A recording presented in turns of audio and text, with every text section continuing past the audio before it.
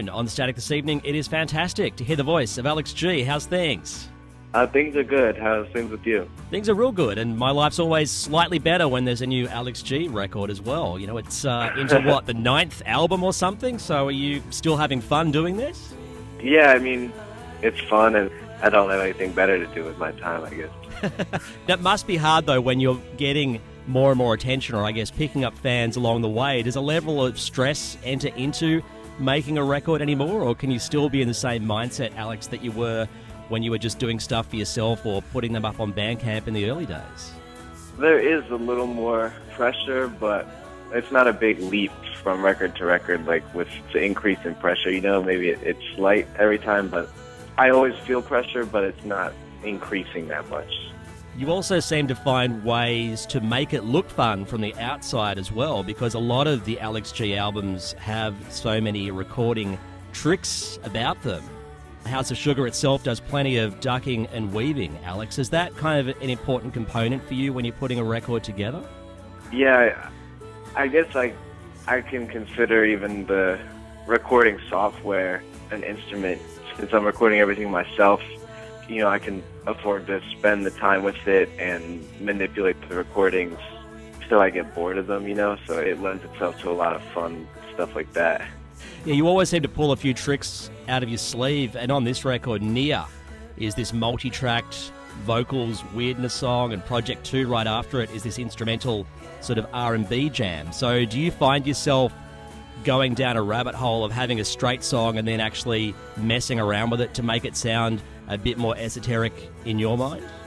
Yeah, I think it goes both ways, actually. Like Gretel, for example, which is one of the first singles, started out a lot more wacky, you know, and then over time I stripped it back and made it more normal. And then there's songs like Near that just got weirder and weirder as I fiddle with them, but it's more based on what the song is calling for, you know, rather than just making it weirder every time. It's just, I have the time to fiddle with it till it keeps my attention, you know. It must also be good to dial it back sometimes and go, oh, there was actually a really normal song under here. Right, yeah, exactly. I think sometimes I bury the thing too much with all the effects and stuff, and then when you take them away, it reminds you what the important part of the song is, you know. Alex, another fascinating song on this record is Sugar, which is almost verging on One-Otrix territory. It's got these distorted robo-vocals and a very filmic set of keyboard strokes. And I know that you had done some stuff with Daniel Lopatin. You did a cover of Babylon. So has working with some other people fed into some of the sounds on this record? I'm sure subconsciously that all of that bleeds through, because it does sound, I agree with you, it does sound like One-Otrix played Never, but to be honest, it's not something I had thought about. But I think the whole process, I don't really think too hard about what's influencing it or not. You know, I'm just going off of my gut.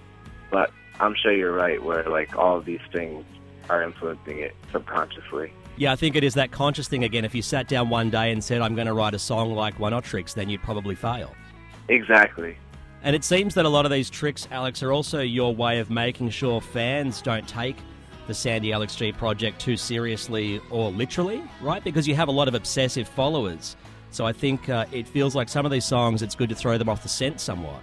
Yeah, I mean, it's hard to say because, once again, I'm just going with my gut with most of these decisions, but a lot of times it's probably self-defense or something, you know. If you always have like a little tongue-in-cheek quality, then no one can really attack you at your true self, you know what I mean? I can always like hide behind my little ironic twist or something like that. You can be a slippery guy when you need to. Yeah, exactly. On the flip side, Alex, on this record, a song like Hope is one of the most literal songs you've released, because that was written about an old share house you used to live in, right? Yeah, I mean, that was just a story. Like, I lived with some friends, and one of them had a problem with substances, you know, and he ended up overdosing. You know, people ask if it's, like, cathartic or something like that, but it's not really about that. I mean, I'm just trying to make stories, you know, and I'm just sort of reflecting on my life for source material for these stories. So that ended up being one of the stories. I guess that one just, I was trying out a different delivery style where it's just sort of rambling narrative as opposed to trying to be more minimal with the words, something like that. Alex, the Sydney gig here showed also that you're probably at your most relaxed and happy when you're doing things off the cuff. I mean, that was a wild night. You do a mean cover of Randy Newman's You've Got a Friend in Me from Toy Story. Oh, yeah. The Randy Newman cover is my friend Sam, who plays guitar in the band, he always pulls that out at funny moments during the set because it's pretty funny. It was good to see that you can kind of go all over the place in a set too that night, and you also illustrated you can work your way through a lot of scotch and still keep playing, Alex. Oh, well, I'm glad you think so. I got kicked out of the venue that night. Well, I'm glad it happened post-show. Isn't that crazy? Yeah, I just thought that never happened to me before, but, like, I was loading out the gear, and the bouncer's like, "You're too drunk, man. You gotta leave the venue." I'm like, "I have to clean up. I'm trying to just do my job." It was bizarre. For this album, for House of Sugar, you also worked again with Jacob Portrait from Unknown Mortal Orchestra. You two obviously have a good rapport because you've done a few records together now. Is he a help when you're a solo artist to have someone whose opinions you value to trust and bounce ideas off? Yeah, he's great. Especially with this album, I used a different microphone with this album than I've used in the past. So it was kind of new territory, and so it was great having someone like him with experience, you know, with recording and stuff to be able to tell me when something needs to be re-recorded or if the drums aren't hitting hard enough. Like, there was a couple instances where he's like, "Oh, you have to re-record these drums if you really want this song to hit people as hard as you want it to hit them," you know, so stuff like that. So outside of artistic input, he's good tech support as well. Yeah, major tech support. I appreciate it. It's good to see, Alex, that you're also paying that stuff forward now too, because you just co-produced the Glitterer record for Ned from Title Fight's solo project. So are you a good project manager for other people's records? Kind of. I mean, with Ned's record, it was me, Ned, and this other guy named Arthur Rizek. And Arthur was the real project manager, I'd say. Like, Arthur's the one who has tons of experience recording bands and stuff like that. And I was just there, I guess, for Ned to bounce ideas off of, or if I saw something sounded off, I would say, or if I thought it sounded good, I would say. Like, I was just another filter. So you were more like moral support? Yeah, something like that. Like, moral support, just offering my input here and there, but I wasn't as strong of a force as Arthur was in making that record happen. And Ned, obviously. It's also good to see, Alex, that one other person you kept working with is Emily Lucena, and she's back on this record. She did the vocals on Bobby on the last album, so she's almost like the Dolly Parton to your Porter Wagner, right? She's your kind of country partner. Yeah, I mean, I just known her forever, you know. I mean, we're from the same town and stuff, so if it's someone I can trust, I usually only want to reach out to people that I have some kind of history with. Like, it's almost like I don't have her specifically in mind. It's just that she's my go-to whenever I'm, like, looking for an outside vocal. The song Southern Sky that she's on this record is another country lilt, and I'm wondering almost if it was inspired by Australia with that title, Alex.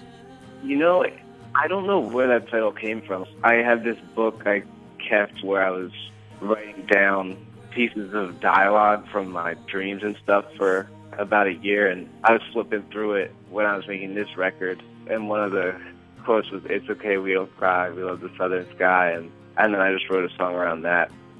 That's not the right answer. You're supposed to say, yes, of course it was inspired by Australia. Well, and it was inspired by Australia. The closing song on this record, Alex, is another curveball because it's a live track. So were you starting to think that some of your best performances were on stage, or how did Sugar House Live end up closing this record? I mean, a couple reasons. One of them being that I have a ton of respect for the band that I tour with and play with, and they're close friends of mine, so I wanted to have them on the record.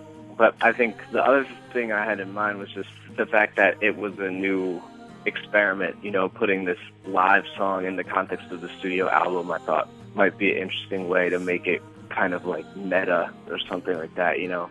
Not that I had any clear theory or something. You know what I mean? It was just an experiment. I didn't really know what I thought of it. It's the kind of thing Neil Young used to do in the 70s, record records all over the place. And this one's got some smoking saxophone, and Sugar House is actually a casino in Philadelphia where you live, right? Yeah, and just going back to Neil Young, I didn't mention that, but that's exactly what I was thinking, because this was in the 90s, but he has this album, Harvest Moon.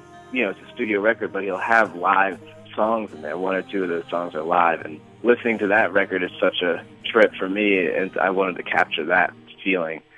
But yeah, back to Sugar House, that's correct. That's a casino kind of down the street from me. I was almost hoping that this song had been recorded live in the casino. That would be cool. I don't know if they would enjoy our show very much. But. I think you need to work it out. Everybody else does Vegas. You could do Sugar House in Philadelphia as your residency.